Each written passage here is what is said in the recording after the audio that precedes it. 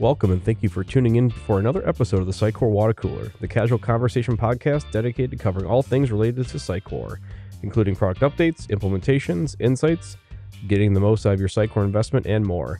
I'm your host, Jon Price, Sitecore Practice Director and MVP at AmericanEagle.com. We continue our product-focused episodes today on Sitecore Discover and Sitecore Search. Many of you know I am a search recommendations and search junkie, so I'm very excited to have Chris Janning on from the Sitecore team. Chris is the Director of Commerce and Search Presales at Sitecore. Chris, welcome to the show. Thank you, Jonathan. Happy to be here. Yep, it's great to have you. So for the audience, let's just start off by telling a little bit more about your role and a little bit more background about yourself. Sure, happy to. So I head up the pre-sales team for Commerce and Search, which fills out with Order Cloud, Discover, and now Sitecore Search. Drive strategy, demonstrations, working with sales, future vision, etc. Been in search for a long time. I started with Endeca back in 2006. Spent some time at Salesforce, back at Oracle Commerce for a little while, a company called Yoda, which improves website performance. And then I joined on with Reflection just about 2 years ago, and then was shortly acquired thereafter by Sitecore. So that's what brings me here today. Awesome. Yeah, very, very diverse background, and you've been around this space and especially search for a very long time, going back to Endeca. So very cool background, and not surprised to see you in the position you're in today. So that's great. I think with a lot of these acquisitions, one of the first things I like to start off with these episodes is talking a little bit about the origin story, something you and I have talked a little bit about. So, with the acquisition of Reflection, how about let's just start out with a little bit of, what is Sitecore Discover and what is Sitecore Search in general? So what attracted me to Reflection was the way that they look at search, and they don't put search as the focal point. So, for many years, they went all the way back to 2005. You hear about search platforms where it ultimately started with keyword search and commerce capabilities, recommendations, additional functionality was ultimately built on top of a search engine. So search was always the foundation. What attracted me about Reflection was they started with a user profile, and the user profile is actually based on the Google user model. So it's the user model that basically sits underneath Gmail, sits underneath AdWords, sits underneath Google. So it's what makes Google Google. Now, our company founder worked at Google for many years. He was employee number 108, and one of the projects he worked on was how to make the user model more efficient and ultimately better by involving AI. And so many of the projects that he was working on was indeed this, and then he was working with customers and partners out in the field and talking about what he was doing. And oddly enough, he met with the founder of Endeca, and Steve told him to put this at the heart of a commerce platform. So make the commerce experience all about a user profile. And so why I tend not to lead with search is because we started out as a recommendation engine. Recommendation engine sits on top of that user profile. You get more relevant recommendations. And then they added search because keyword search has been a solved problem since the 1990s. So that's what was attractive, is that they were putting more of the user at the focal point of the user experience by paying attention to what that user is doing and ultimately the behavior on the site. Very cool. Yeah, so again, Reflection kind of started off more in the e-commerce space, around the recommendations, and then a little bit diving into search. Let's talk a little bit more about the one-to-one user interactions, because a lot of these tools do perform a little bit differently, have different technologies behind the scenes. Let's unpack that one-to-one a little bit more, because a lot of these searches are just kind of doing aggregates of like, hey, here's what other people searched for or clicked on, but not necessarily down to the user level. What more can you tell us about kind of that, individual user profile? Yeah, so the importance of that profile is what I like to call the viewport fantasy. It's when you do a search from any device, the first 4 to 8 products, first 4 to 8 results, we all anticipate, we all hope that that's what we're looking for. Whether or not it's going to be a commerce engine on a commerce site, whether or not it's going to be a Google search as well, we expect that first page is going to solve what we're looking for. But many times it doesn't, and especially on a commerce site. Those first 4 to 8 products can often be misused space, wasted space, because it doesn't necessarily apply to you just yet. the user profile is based on a scorecard. So as you're browsing through the site, behavioral events are being persisted to your user profile. So if I look at a product, if I add to cart, if I perform a search.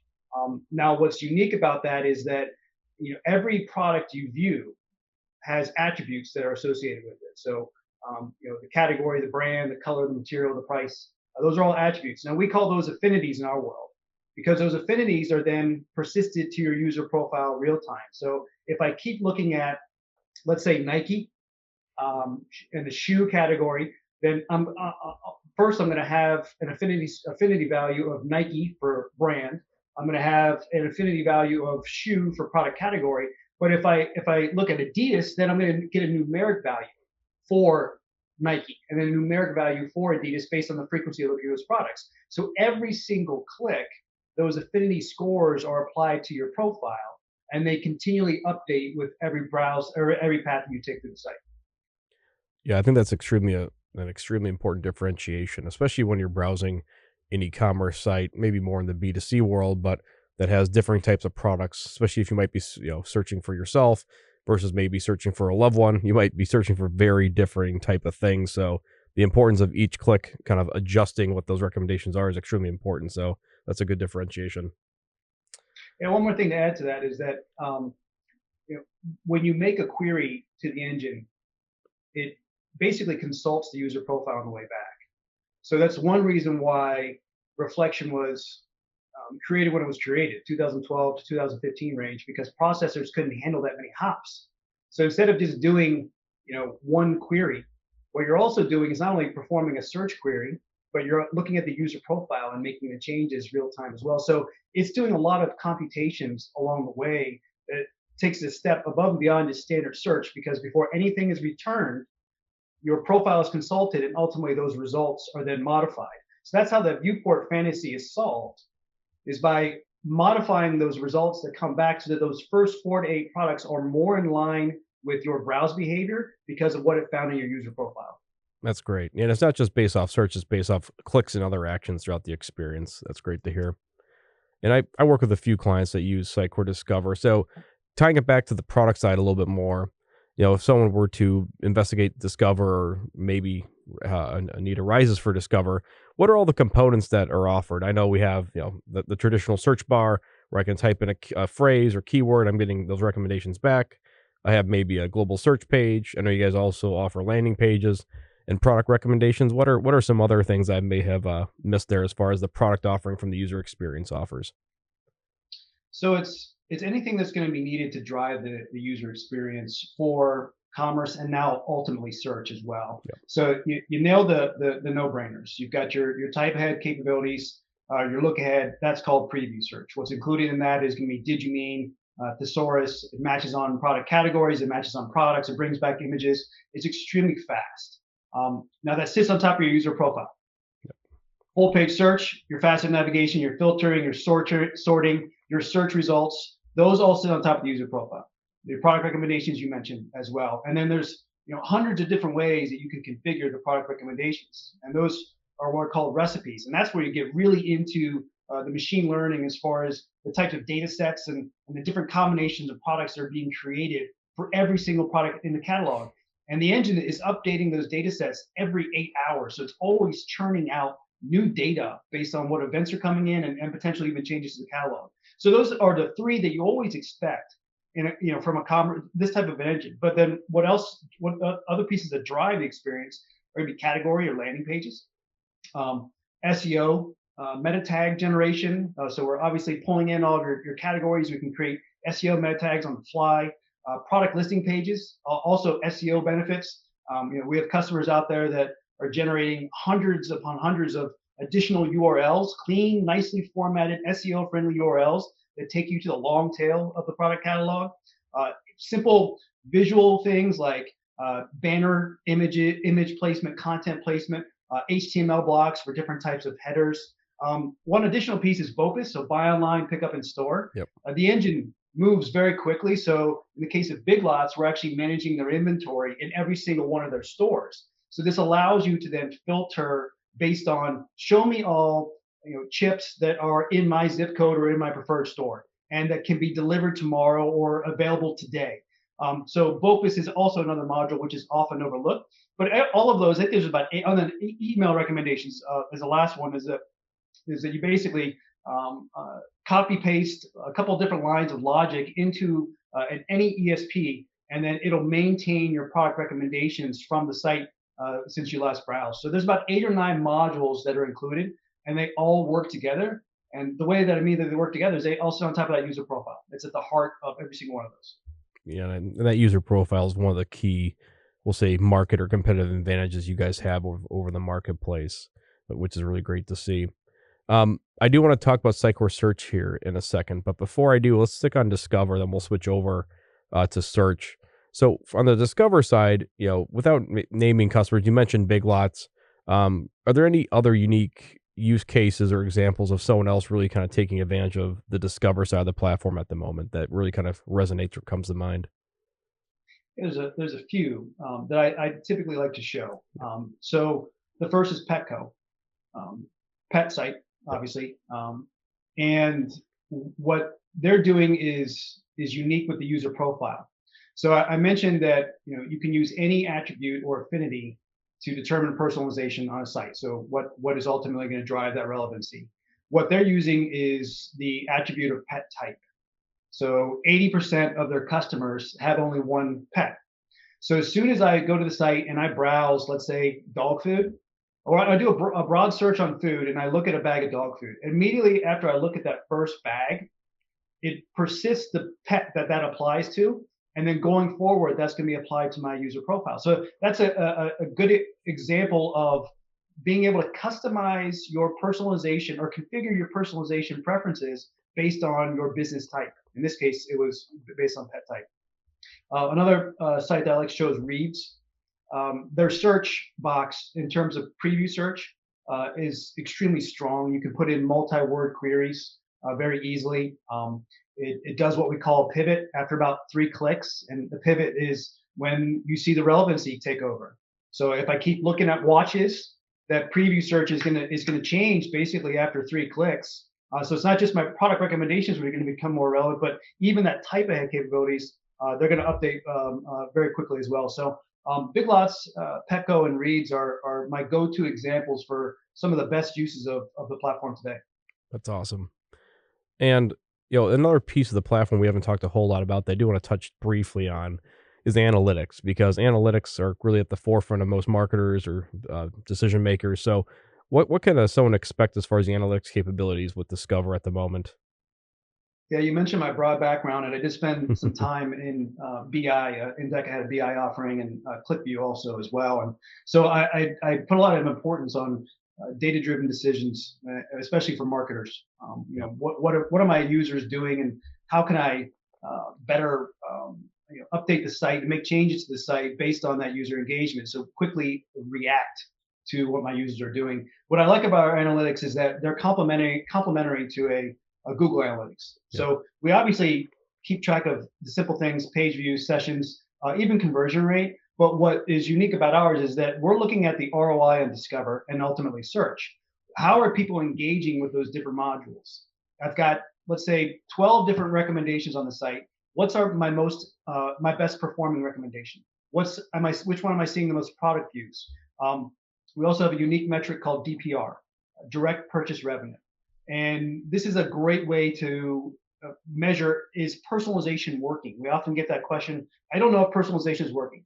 And you never will, because what's personal to you is not personal to me. So you'll never know. But the best way that we could look at that is through DPR. And what that does is if a product is exposed to you, let's say in a product recommendation. So I go to Reads, I see a watch in my product recommendations. I add to cart and I purchase that product within 1 session. That's considered to be DPR. So the amount of revenue and ultimately the percentage of my revenue that accounts for is a DPR transaction, because Discover is taking credit for surfacing that product, and it's doing so within that 1 session. So it's all about that real-time shopper intent. You put the more relevant products in front of a user in a particular session, the more likely he or she is going to buy. Very cool. So going back to a little bit earlier, we did talk about the origin of Sitecore Discover. So let's turn our attention a little bit to Sitecore Search. So on a lot of our minds, a new product offering from Sitecore. But with that said, Sitecore Search is based off Reflection and this Sitecore Discover engine that's very tried and true and very proven. So, Chris, just maybe speak a little bit about the dawn of Sitecore Search, kind of the core capabilities that it's been released with, and kind of how you see this as a game changer for Sitecore. Yep. The Sitecore Search the conversation about it started within minutes after the acquisition was announced. So it's the first thing that the product team was basically tasked to do was drop everything and let's now get content working the way that it's working for products. Now, what I love about what Rui and team did is they, instead of basically taking the existing Discover engine and expanding, let's say, to a new entity type, saying, okay, this is now a content entity inside this engine. We're going to be able to search larger bodies of text. We can open up PDFs. Instead of adding that support to the current engine, what they did is they took a step back and said, what if we had a chance to do reflection all over again? What would we change? And they completely rebooted the platform. So many architectural and just overall infrastructure changes were made. And the net result is that we obviously now have the exact same user profile driven personalization. So it's the same user profile, but now we're looking at things as being an article, basically what we call an article versus a product entity. So we know it's a piece of content versus we know it's a product. And that's very important for how things are going to look in the future as well. But also benefit is that the platform is now twice as fast as Discover. Reflection was already cooking because it's powering so many large B2C retailers. You have to be fast, or the SLA 200 milliseconds or less with every query, with every API call that's made. This is now twice as fast, and it actually ingests content in terms of pulling content in 20 times as fast as the previous platform did. So many exciting things ahead for not only search because of these changes, but ultimately Discover, because Discover will be on the same infrastructure here shortly as well. That's awesome. And with Sitecore Search, and especially in the composable world, there are, I won't say similar, but like, no, I will go back. I will say similar type of tools that are on the market, a little bit different capabilities. I'll just mention a few, right? We have Coveo, we have Algolia, amongst a few others. What are some primary differentiators for Sitecore Search? It looks, I mean, if you look at both websites, all those websites together, we look basically the same on the surface. And so the best way, and so and we can certainly talk about feature function. There's a lot of similarities there as well.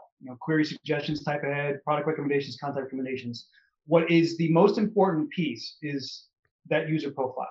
We focus on user relevancy versus all legacy search platforms are more focused on the term or the query. So if I search for shoes or Nike shoes, it's looking more at how those words are stored and ultimately found inside the index. How are they related together? How often are they found? How many different records are they on? And then also tying in wisdom of the crowd. So if a certain product is being purchased more often, that should be higher relevancy. And now in some cases that could drive default relevancy, but that doesn't necessarily apply to the individual. So it's really all about the user profile that we focus on primarily to influence the relevancy versus actually trying to figure out the relevancy of the term itself. Great. Yeah, and then we've had a very nice sneak peek at Sitecore Search and actually have quite a few implementations already underway. And to your point, Chris, very impressive platform so far, especially being a relatively, I won't say late arrival, but you guys have definitely just released it within the past 6 months. So everything you mentioned, it has this entire business optimization center as well, so people can actually kind of make their own business rules around things like Boostberry, things like that. So and it's an own analytics suite as well. So very impressive so far. I mean, it's a great start and a great product release. I'm going to ask the same question about search as I did about Discover. I know, again, being relatively new to the market, are there any great customer use cases or anyone that's using the product really well so far with Sitecore Search? Sitecore.com.